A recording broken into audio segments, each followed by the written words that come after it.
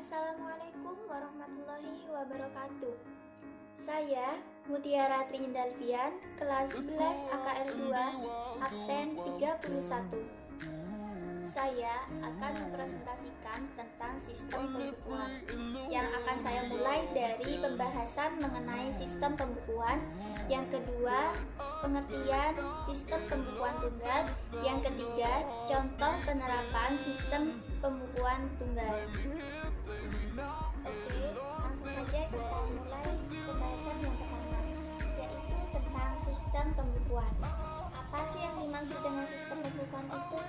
Sistem pembukuan adalah suatu proses pencatatan yang dilakukan secara teratur untuk mengumpulkan data atau informasi keuangan yang meliputi angka, kewajiban, modal, penghasilan, biaya, serta jumlah harga perolehan ataupun penyerahan barang atau jasa, yang mana dalam sistem pembukuan ini akan ditutup dengan cara menyusun laporan keuangan. Laporan keuangannya berupa laporan neraca dan juga laporan laba rugi.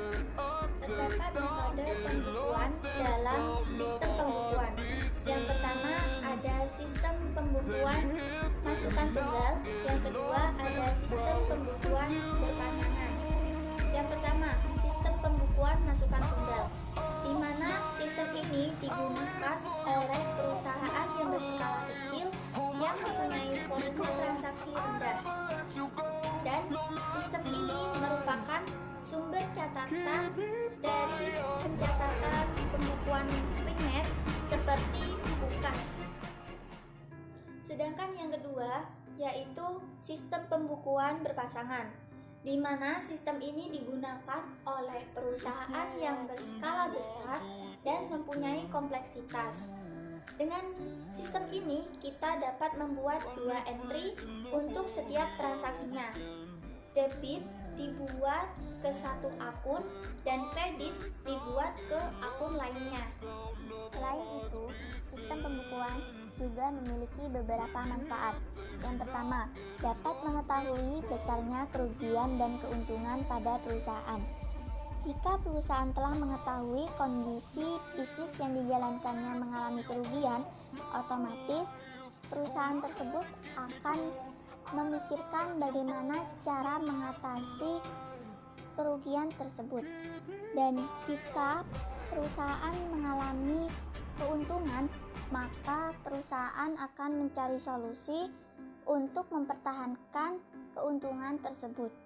Yang kedua, mengetahui setiap transaksi yang dilakukan oleh perusahaan, di mana perusahaan akan lebih mengetahui dengan jelas bagaimana pengelolaan keuangannya, dari mana uangnya berasal, kepada siapa yang mencatat keuangan tersebut, lalu kemana uang tersebut pergi. Yang ketiga, sebagai bahan penilaian bisnis, di mana bisnis yang rugi akan diperbaiki lagi dan bisnis yang mengalami keuntungan akan dipertahankan oleh suatu perusahaan. Pembahasan yang kedua yaitu tentang pengertian sistem pembukuan tunggal. Sistem pembukuan tunggal adalah suatu sistem pembukuan sederhana yang ditandai dengan pencatatan beberapa transaksi yang terjadi, yang mana sistem ini hanya dilakukan satu kali pembukuan saja, dan sistem ini tidak bergantung pada keseimbangan atau balance antara debit dengan kredit. Dan sistem ini disebut juga dengan single posting system.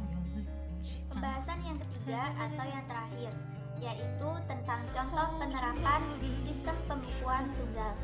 Dalam sistem pembukuan tunggal, yang dicatat hanyalah transaksi yang dapat mempengaruhi kas, di mana penerimaan kas dicatat sebagai kas masuk dan pengeluaran atau pembayaran kas dicatat sebagai kas keluar.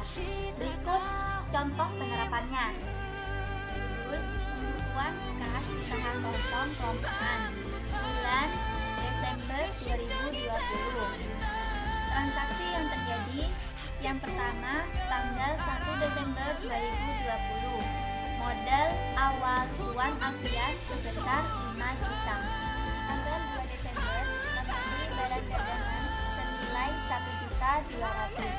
Tanggal 5 Desember menjual barang dagangan sebesar 800.000. Tanggal 6 Desember membayar ongkos angkut sebesar 300.000.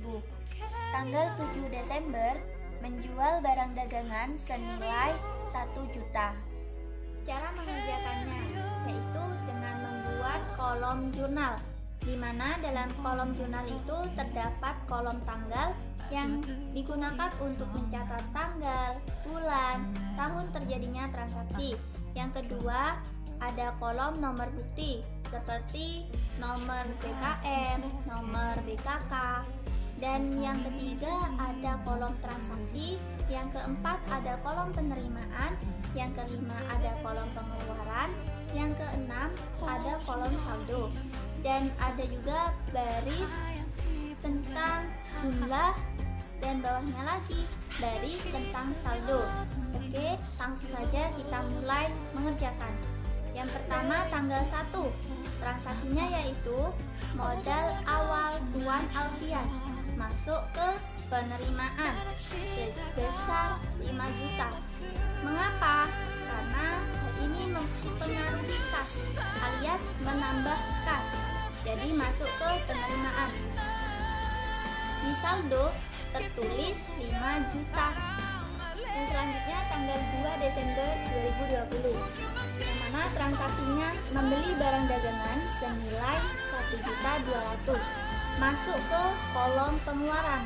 Mengapa? Karena hal ini mempengaruhi kas alias mengurangi kas. Jadi saldonya pun berkurang.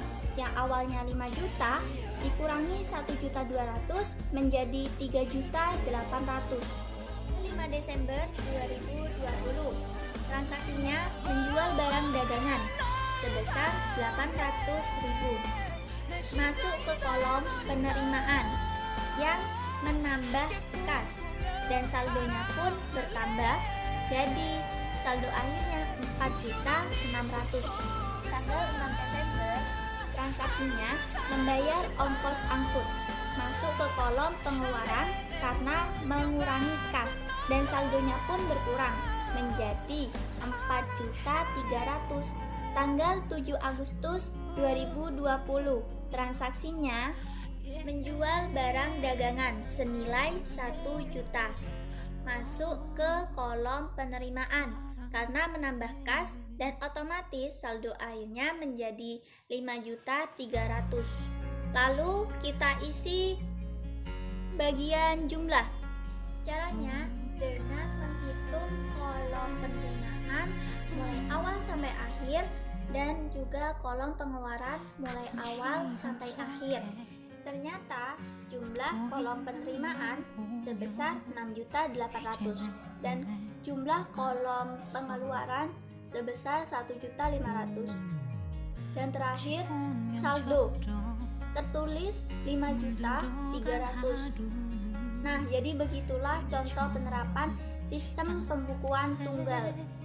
Namun, jika ada transaksi tentang angsuran bank, maka kita hitung terlebih dahulu bunga per bulannya, lalu kita tambahkan pokok angsuran. Setelah itu baru kita masukkan ke dalam pembukuan. Suku bunga bank 12% melewati pinjaman 2.400.000. Kita cari terlebih dahulu bunga per bulannya, yaitu 12% dikali 2.400.000 sama dengan 288. Lalu 288 itu dibagi 12, yaitu sebesar 24. Jadi bunga per bulannya 24.000. Lalu kita hitung pokok angsuran per bulan, di mana 2.400.000 dibagi 12 sama dengan 200.000. Lalu yang terakhir kita mencari total angsuran per bulan, di mana kita menjumlahkan bunga per bulan sebesar 24.000 ditambah pokok angsuran per bulan sebesar 200.000. Jadi, total angsuran per bulannya adalah 224.000. Nah, jadi begitulah presentasi yang dapat saya sampaikan. Saya rasa cukup sekian yang dapat saya sampaikan. Selebihnya mohon maaf bila ada kesalahan. Wabillahi taufiq wal hidayah. Wassalamualaikum warahmatullahi wabarakatuh.